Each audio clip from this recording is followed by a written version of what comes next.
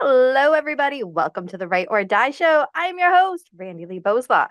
On the show, we interview other writers and we talk about mental health from their personal journeys.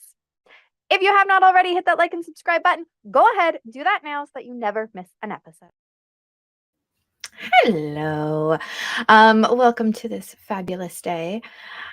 I might lose my train of thought a whole bunch today, guys. Sorry, I took some Tylenol. My headache's still here, but we are here. We are going to do it. And our amazing guest is going to hold the show together. He doesn't know it yet, but he's going to. So let's welcome Zachary Hagen. Hello. Hi, thank you so much for having me, Randi-lee. So where are you visiting us from? So I actually just moved to Florida about 3 weeks ago. So I am in beautiful Central Florida in Winter Haven. Nice. So where were you before then? So I lived in Mississippi for 2 years. Before that, I've lived a bunch of places for the past 15 or so years, mostly in the South, Southwest, but a couple brief stints in Minnesota. Oh, nice. I always find it interesting because, so I'm in Canada. I always find it interesting that when I talk to people in the States, you guys move around a ton. In Canada, we're like maybe moved once, maybe.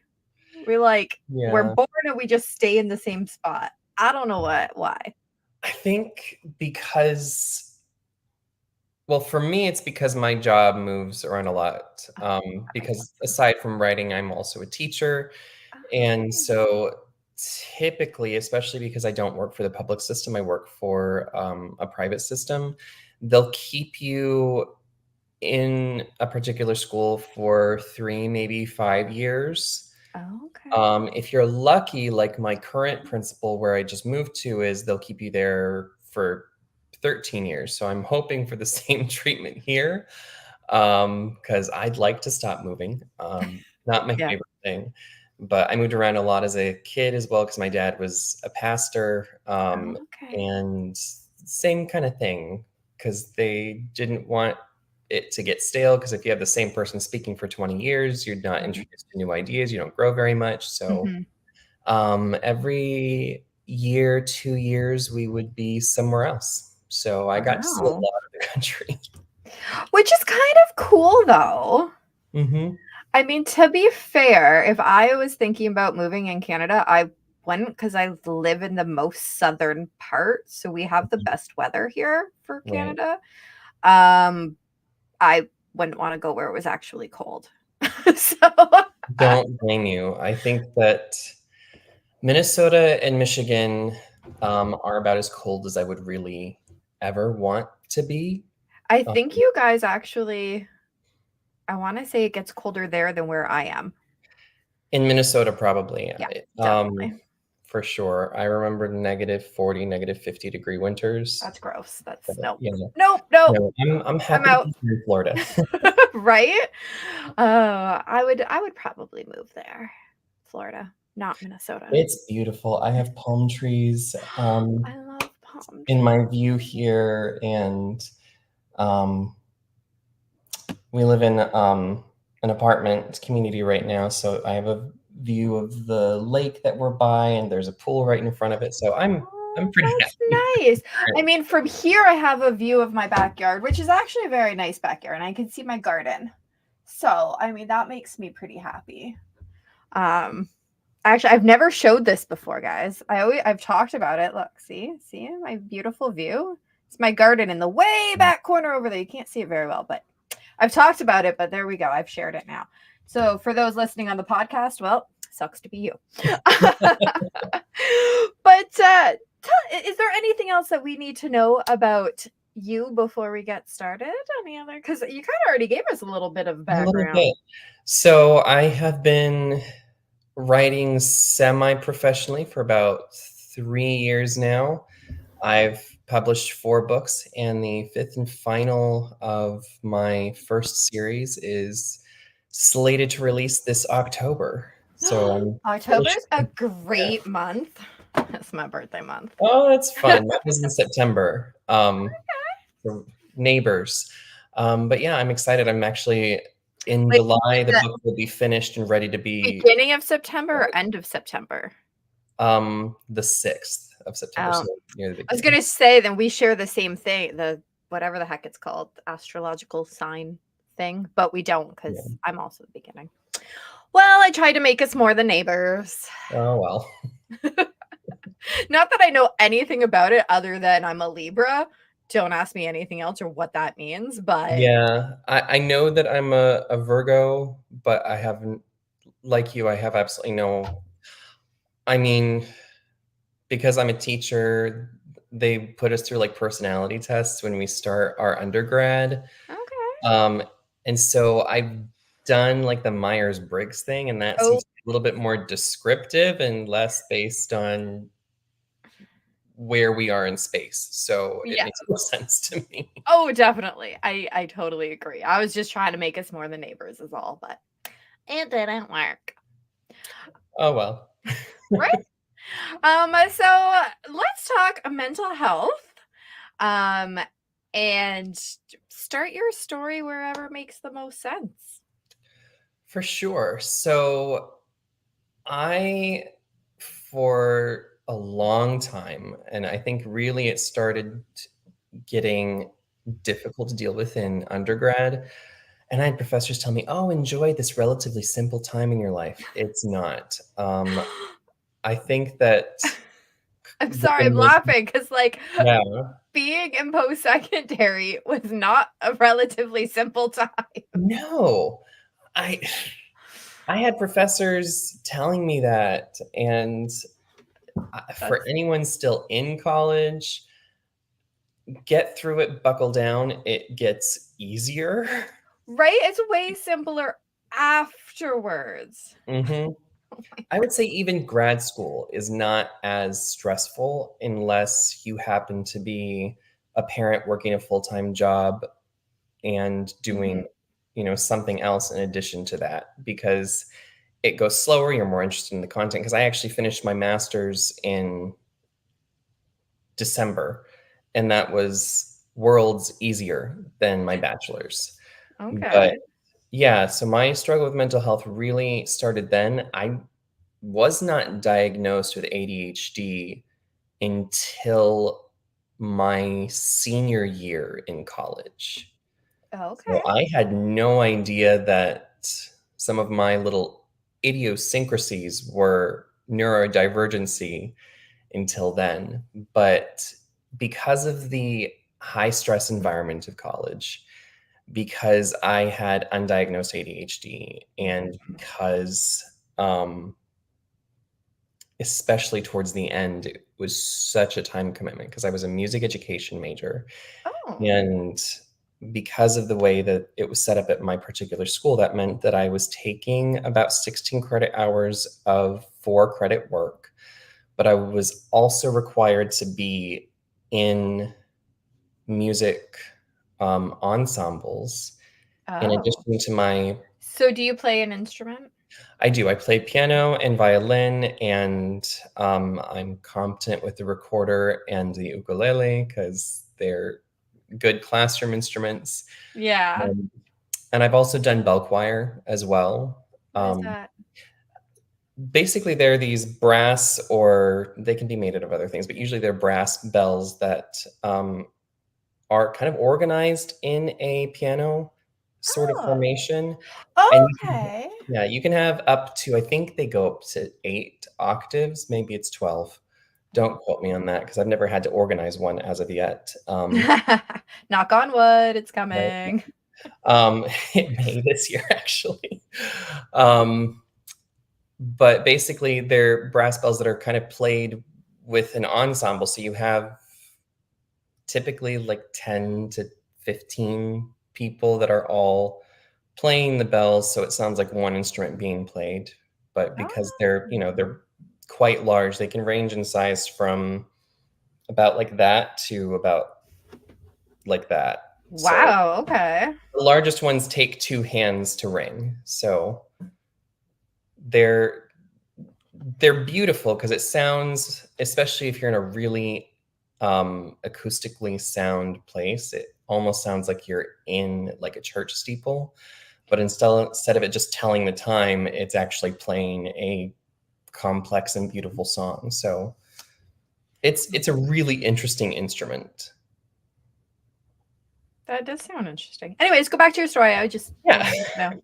I needed to know what you played. Yeah. So the high stress, the anxiety, the schedule that basically left no time, I started to develop a lot of anxiety, and that sort of devolved into depression.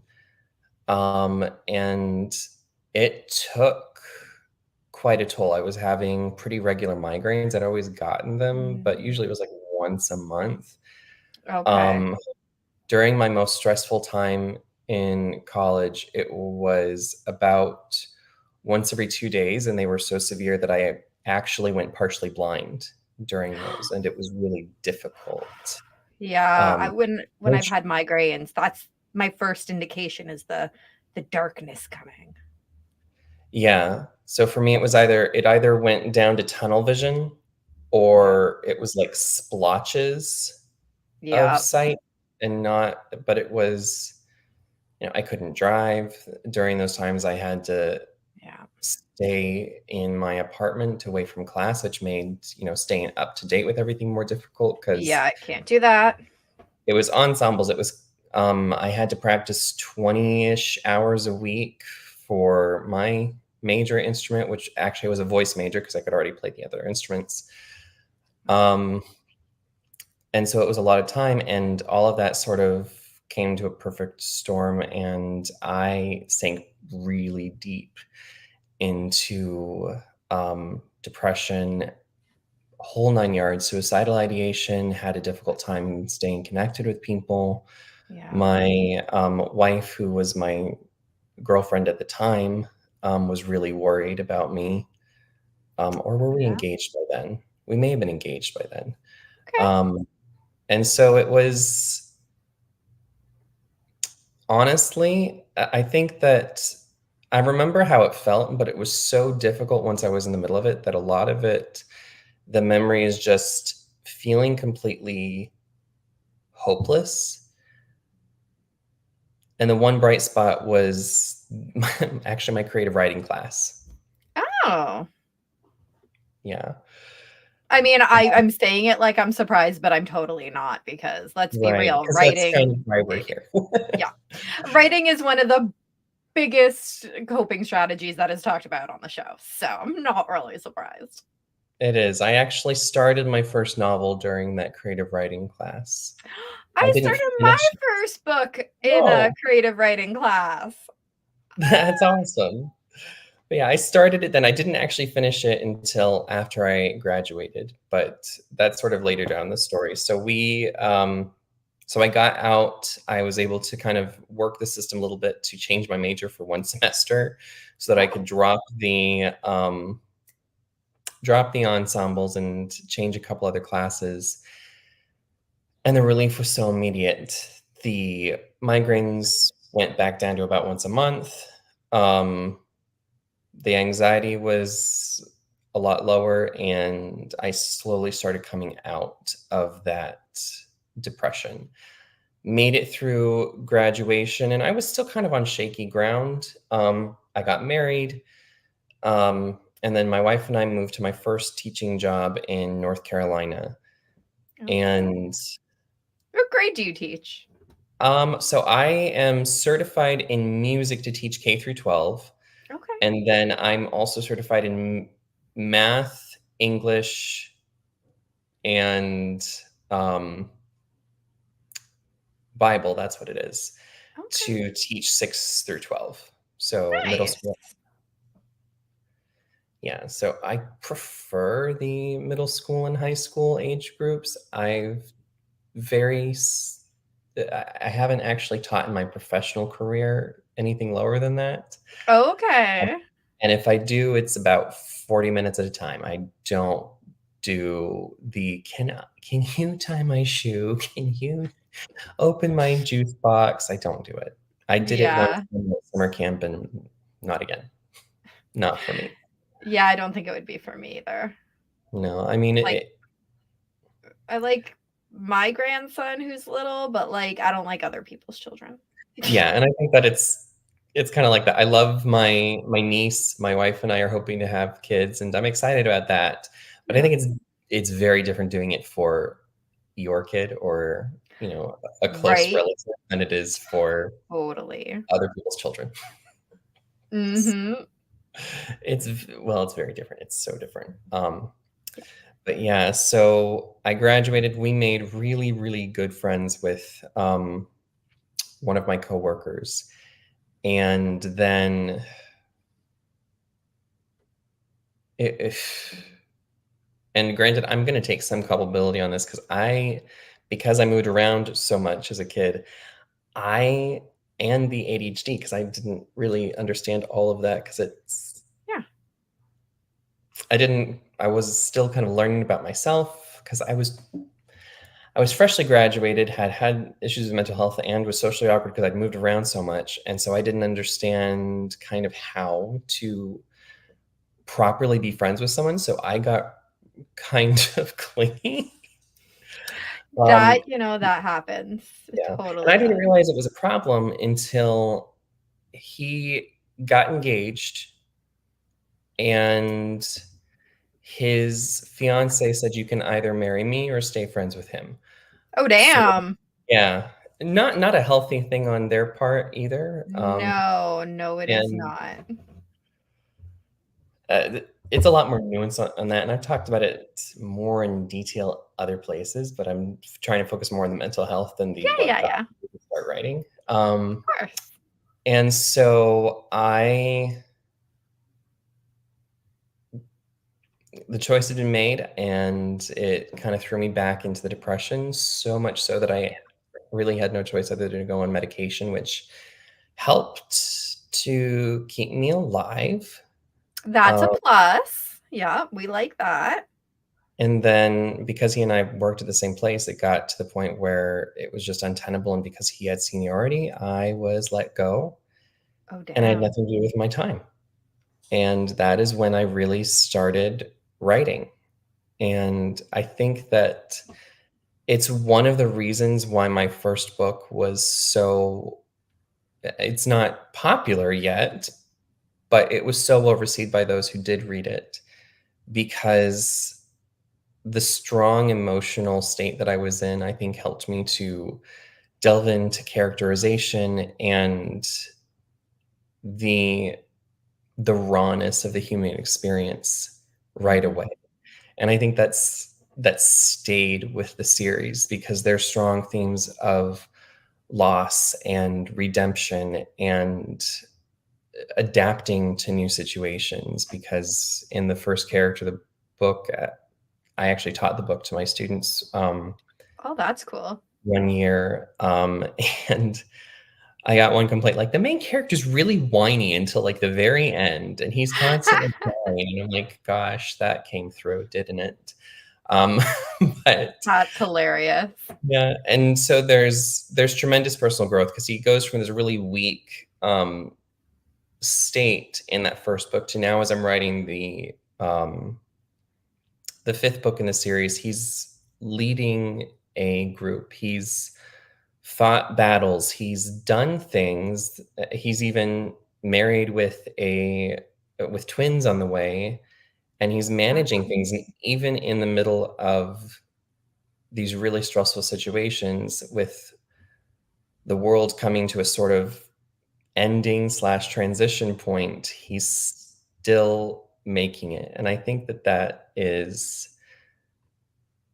where I'm actually grateful for my mental health struggles because okay. it's a little bit allegorical. He's not totally based on me, but there's definitely, I mean, you write what you know. Right, exactly. So the the transition that he's gone through over the years of me writing has been similar to the transition I've gone through of really having all of this inner turmoil and it being turned into, okay, I can manage this. And I'm really proud to say that I haven't had any suicidal thoughts in like 3 years now. Woohoo! Mhm. That's exciting. My ADHD, I really got to know it very well when I was writing because I would flit around to different things and learned, diet, exercise, and strict routines helped me to manage that. Because my ADHD is less of the hyperactive kind, so it presents more as the way that it does in females, where it's more Okay. quiet contemplation and having an inability to focus attention rather than it scattering every 3 seconds. Yes. Okay. So the support that I've learned is to, if my attention is spread and I can focus on multiple things, then I stay busy so that my attention does have things to grasp onto. So the Mm. learning how to manage my own schedule with writing really helped that, as well as actually going through grad school over the past couple of years to finish my master's, and now I'm working on my doctorate. So Wow. yeah. So I stay busy. I make sure that I have things in my life that I'm intensely interested in, Mhm. and that helps to keep the ADHD under control. And I think for me, depression was more of a season in my life. It's not that way for everyone. And so I encourage people to get the help that they need when they need it. I think that talk therapy and learning introspection is huge for battling mental health disorders, because the more that you can know yourself, the more that you can know what your trigger points are and what actually helps. And if you can do more of what helps than what hurts, I think that that helps tremendously. Yeah. I can't add anything to that. That's perfect. um, so clearly you're doing well now. Like you said, it's been 3 Mhm. years for that, and sounds like you're managing the ADHD well. I always like to ask if you have a piece of wisdom for somebody who is just going through. I like to pick a random point of your story. So just going through their college and realizing that, whoo, it's a lot more work than I thought. What is your piece of wisdom for them? It is okay if it takes longer. There is no law that says you have to finish in 4 years. And if the major is overly stressful, it is okay to pivot and do something else. I I like think that. that even if it's just slightly different. Yeah. Like for me, because I was a music education major, I had to stay in ensembles. But realistically, I could have majored just in education, and I still probably would have had enough credits to get my endorsement in music. So I could have just switched to a different subject and avoided a lot of that. And actually, if I looking back, as much as I've used my music certification, I probably would have switched to a different focus for my major, Yeah. just because of how rare music jobs actually are. It's a good point. Um, so a little bit of wisdom there. I don't regret it, but I also think that I would have had an easier time had I chosen something like English or math as my major rather than music, Yeah. because everyone thinks music is an easy major until you're in the middle of it. And people will literally quit a music major to go and be pre-med. Wow. I'm not even kidding. Like they will, because That's a lot of nuts. music majors actually, at least at my school, were pre-med, and they were majoring in music to kind of set themselves apart from people majoring in chemistry or biology. And they would Okay. switch out and do biology or chemistry rather than be in music because it's such a difficult major. Wow. I mean, I couldn't do music. I wa I don't wanna say 0 musical ability, so let's say, like, 1% musical ability. I remember in high school, I took a music class, and I was sick when everyone was picking their instrument, so I ended up with the trumpet, which wasn't bad. I actually kind of liked it. Um, I don't wanna say it was easy because I don't want people who actually play the trumpet be like, "It's not that easy," but, like, for me, I liked that it was just the couple of buttons, like, I found that I could pick it up, but, like, I never took another music class after that one. Like it wasn't an easy class. Right. I think that what people forget is that if you are a musician, not only are you learning information, but you also have to physically apply it. Right? Yeah. And it's tricky to get your fingers to do what you don't Yeah. necessarily get them to do on a regular basis. Yeah. And there's the performance part, but then if you're going in with, like say you're doing composition, you have to actually keep in mind mathematical ratios. And so you have the artistic expression, you have to keep things working mathematically, at least if you want people to like it. I mean, you could compose things that people don't like to listen to. But there's a reason why Beethoven's Fifth is popular and Threnody for the Victims of Hiroshima is not. Okay. I doubt that's even familiar sounding. I've never heard of that one, so there you go. Only reason I know about it is because I had to take a class in like modern music history, and oh my word, that makes sense. it was so frustrating, and the music was so ugly, and the musicians that pretend to like it are pompous, insincere buffoons, but that's neither here nor there. I love it. I love that. The other thing that I really liked in your piece of wisdom there was that you said if it takes longer, it's okay. So my kid's graduation, grade 12 graduation is tonight. Very exciting. Fun. Very long road to get there. And he is going into baking and pastry arts in September. And so this is, for those who maybe don't know, this is my kid that has autism and depression, anxiety, and, you know, all the letters. So we had a meeting with the accessibility support team at the college. And the very first thing she said, she goes, any kid that comes to me, which is basically any kid with any type of disability, she goes, I tell them to take a reduced course load. Because it does not, just because your course is a 1 year, so baking is a 1 year course, does not mean you have to finish it in the 1 year, right? And to be successful, sometimes you have to take a reduced course load. So for Lav, I think his regular semester is 6, and I think he's going to do 4, right? So it's okay to do that, right? It's totally okay to do that. And I thought it was really cool that she goes, you know, it's not just you. Every student that walks into my office, I tell them to do that because you guys are struggling with something else, whether it is a mobility issue or a mental health issue or a developmental issue, whatever it is, you're struggling with something else on top of what you're going to have to do for your coursework. Right. And like baking, you can't really miss any classes, kind of like music, right? With ensemble, you can't really miss it. You miss it and you're kind of screwed. It's not like English where you can kind of catch up because you're doing your own writing. No, you're doing it now, hands-on right now.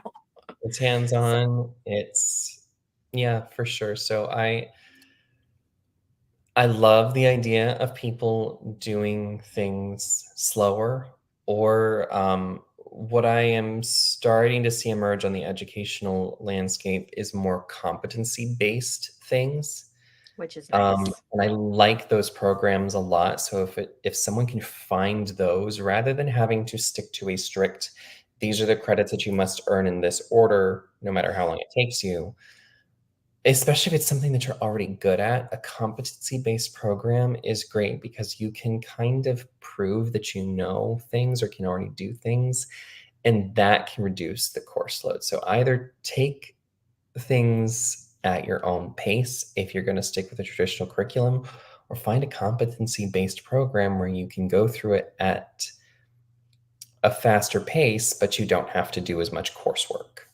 Yeah, that's really cool. I didn't know about that one, but that's really cool. I like that. So let's talk about what you've written now. So you kind of mentioned that the final in the series is coming out soon, right? It is this October. Yes, the good month. Not only is it my birthday, but it's also my kid's birthday and Halloween.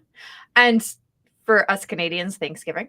Lots going on there. Big month. Big month, especially with my birthday. It's the biggest. Notice how I keep saying that, everybody, so everyone remembers that October is my birthday. So what day, the 3rd. The 3rd. October Okay. 3rd. Yes. Oh, that's right. So you Um, said it was near. near the beginning. Yeah. Yeah. So what is the series about? Right. So the Eternal Chronicles is the journey of Elior and his friends, Opal, Nyx, and Nereza, and sort of how they find faith and um, grow past their own losses into more. There's magic, and there's a big bad who is trying to get back some of his old power and has it out for them and sort of the deity of the world. Okay. And there's heartache and passion and the constant reminder that there is life after loss. Oh, that's a good reminder. So there are morals, and at the heart, it's a story about family and the enduring truth that eventually good does win. Okay. Okay. And so, um, I got to. Was it 5? Was this the 5th? This is the 5th that'll be coming Okay. out this year, yeah. Excellent. And when was the first one published? The first one was published in August of 2021. Okay. So you had lots of time during COVID to write it. I did. I finished. So because I was let go from that job, I actually finished the first book the fastest that I finished anything else because I've had other stuff going on for the other 4 books. But I finished that one from, I think I started with about 8,000 words finished from my creative writing class. Okay. And when I picked it back up, it needed some serious work because it was kind of, I mean, the basic idea was there.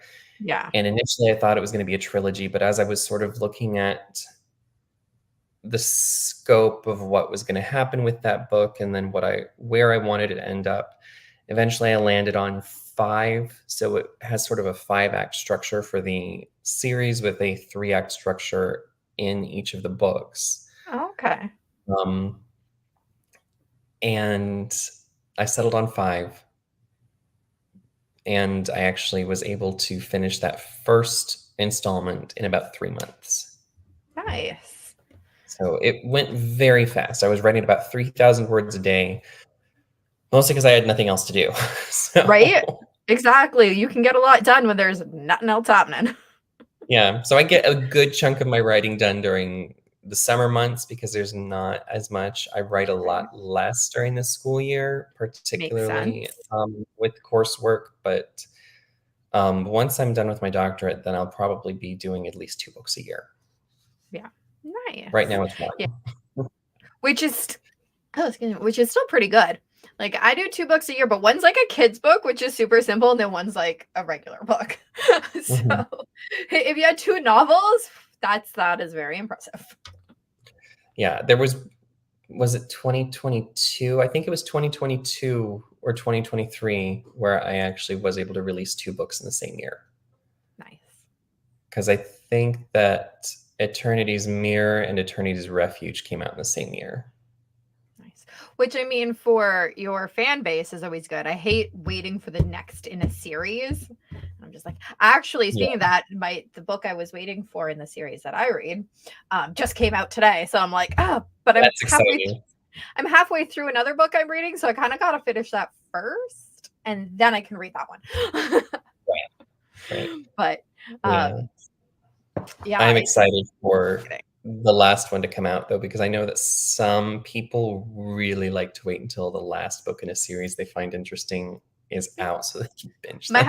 My husband's one of those people. He does not want to read it until all of them are out because he does not want to have to wait, which I totally understand. Yeah, I get it I too. do that with movies. Yeah, I get it. It's a little discouraging for sales, but I know that the idea appeals to a lot of people, but we live in a we live in a Netflix society where Right. everything just comes out. I get upset. Books, I think I can wait for because I know the process and I can be more patient. Right? Yeah, books I can wait. Movies? Just give me. Movies and shows, I watched, what was it? I tend not to watch or read a terribly large amount in my genre, so I like a lot of sci-fi when I'm Okay. watching or reading. Um, but I watched the first 2 seasons of Resident Alien on Netflix, and I was so upset because I didn't realize that it wasn't finished yet, and now I'm having to Mhm. wait. I hate it. Or if it's a Netflix is the worst. You get into a show and then they just cancel it and you're like, "Are you serious right now? Are Yes. you serious right now?" It Yes, there drives me was nuts. one about a baker and a celebrity that met in Miami that they only did, like, 1 season of, Yeah, they do it all the and time. They're the worst. Hear me, Netflix people? Stop it. right? Um, well, like right now, so the new Criminal Minds season is out, but they're only releasing one episode a week on Disney Plus, and I'm like, dudes, we are in the world of binging. Just give me the whole thing. Right? I don't understand why they do that. I guess they want people to, like, they want longevity because Disney Plus is struggling to keep subscribers. I love Disney Plus. I have tons of shows on there I like. Oh. I like it for most of the old content that they have. So I have it. If I had to pay for it apart from my cell phone plan, I don't know that I would. We But do. But we also have our grandson. He's 4. That's like the only thing he watches yeah, is Disney, right? So that makes it easy. And I don't know. I think some of their newer movies are hit or miss for me because they're not as they're good as very they were. woke. There's, there's that. I wasn't going to touch that, but it's like regardless of what side of the political spectrum I might sit on, I don't want a political message when I'm getting entertainment. Well, I'm not I just, saying which side of it yeah, I'm on. I'm just saying it's in there. And yeah, I just want to be entertained. I don't want any kind of politicalness. I just want yeah, entertainment. That is same. all. I just want to sit down and watch a fun story without having to think about the world outside. Right? That's just it. I don't want to think about real world stuff. I just want fake. I want talking Yeah, animals that are just doing random weird things. Like, I don't yeah, want reality. yeah. And I've been very intentional about that with my books. It's like I don't want anything political. Now I will say because it started out as like a coping and me kind of trying to get encouragement, Yeah. there's a message, Yeah, which I think all good writing does have a message, but it's not a for political sure. one. It's meant to be encouraging and uplifting and draw people to greater truths Yeah. rather than a social direction. Right? And every good book has that. Like a lot of them is the message of family or perseverance after loss. Like those Mm, are good messages across the world, right? They're nothing political. They're just good wholesome messages, right? right. But yeah, once you start adding in all the other stuff, then it gets too heavy. It's a slog at that point, and then it's just It's like heavy. it's a really long PSA, Yeah. and no one Um wants that. Right? We just want to be entertained. If we want that, we'll watch a documentary or like a based on real life movie or something, right? Like they have an Mhm, entire genre for that. Don't mhm, don't put it into my horror movies or my cartoon movies. I just want to be entertained when I watch those. right. And especially, like, kids' content. I feel like that's just disrespectful because then it takes away their agency in forming their own opinions. That's true. I never thought of it that way, but yeah, it's definitely true. Like, they're kids, they deserve the chance to grow up and figure out what they believe Mhm. on their own. Yes.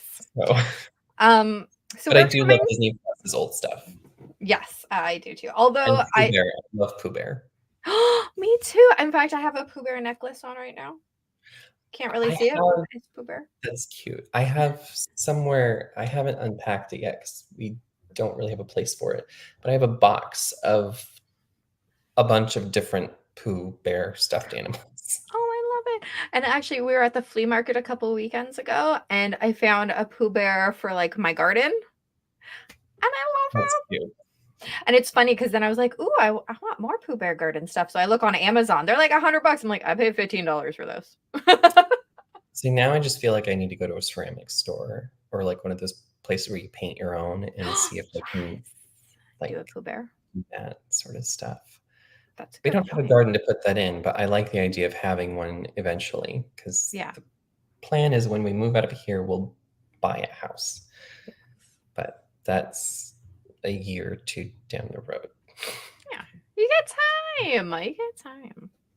And hopefully you're still at the same place and not having to go move. Yes, that's the hope. I'm hopeful since the principal here has been here for such a long time, and one of the other teachers has been here for 7. Okay. That this can be a long-term place for us. That is awesome.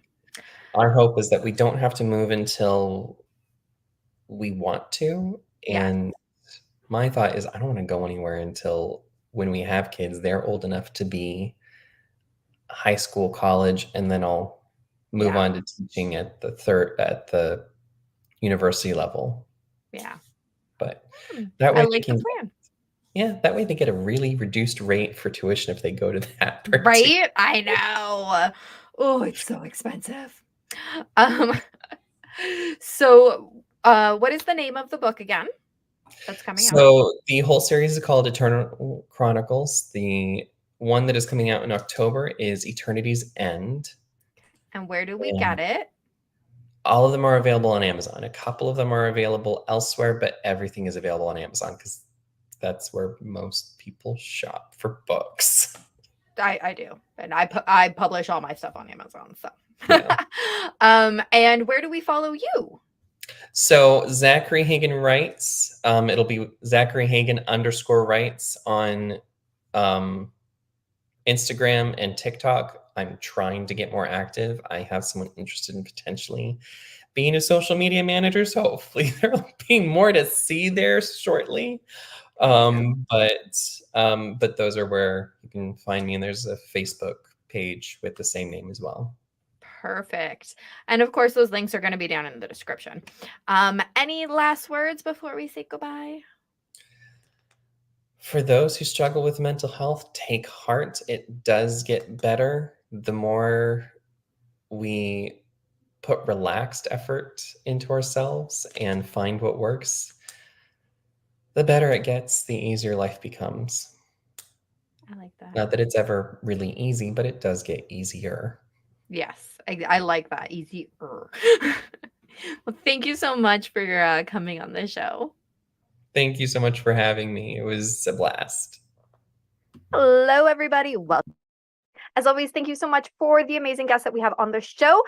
Be sure to check out their links down in the description below. If you want to support the channel, go ahead and check out our merch store. We've got some very cool things on there. That's my favorite. Sorry, I'm busy ending the stigma. But there's some other very cool designs. 10% of the proceeds always goes back to the Canadian Mental Health Association.